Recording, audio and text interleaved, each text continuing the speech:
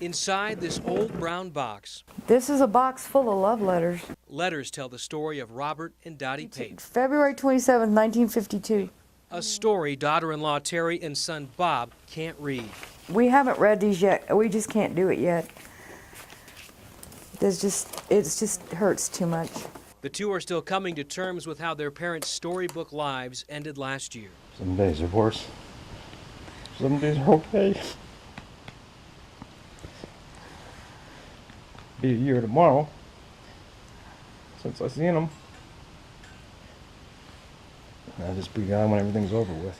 This is the first time Bob has talked publicly about the day his mom and dad's dream home was set on fire, their bodies left inside the garage after being shot on May 13, 2013. A few hundred yards away, inside a second home, the bodies of 67-year-old Angie Duff and 69-year-old Lester Lieber were also discovered with gunshot wounds. Robert's truck was found 30 miles west of town, abandoned near the Mustang Ranch exit, where the final victim, 52-year-old Eleazar Graham, was shot and killed. You know, I don't care about the truck, the money.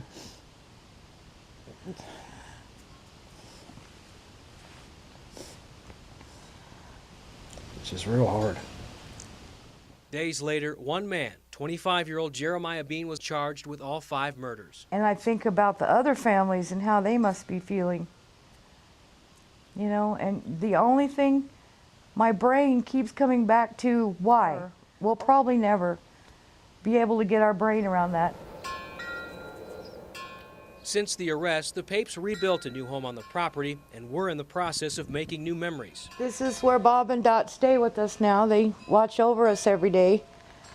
They're here in this pretty urn instead of being here where they're supposed to be. But starting over stopped this past November at Bean's plea hearing.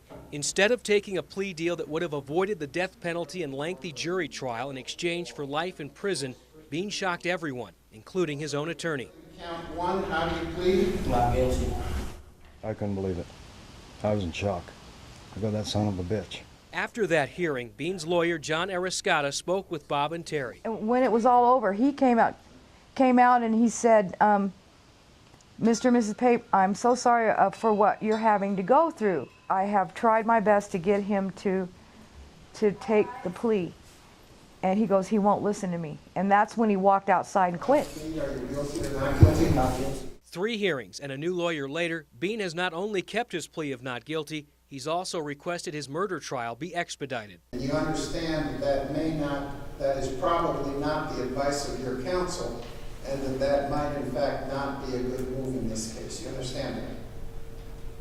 Yes. What's happened up until this point in time would suggest to me that the defendant is out of control and not listening to his counsel. Reno-based defense attorney David Houston says he's dealt with his share of difficult clients, but he's never had someone disregard advice during a proceeding. The real harm, of course, comes from the fact that the client is hurting himself or herself by refusing to accept the obvious. That person isn't insane, but they certainly don't know what's best for them. The difference being they may know right from wrong, but they don't know what's best versus harmful. We feel like we have a really good handle on our defense theory. Bean's new attorney, Richard Davies, plans to fight the charges during what may be a lengthy and very painful trial. People are going to be surprised when they hear the full story of what was going on.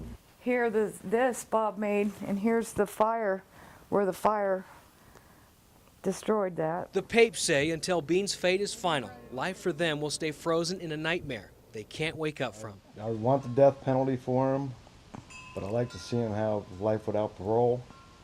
It's a toss-up. I'm waiting for this big hammer to go clank, it's over.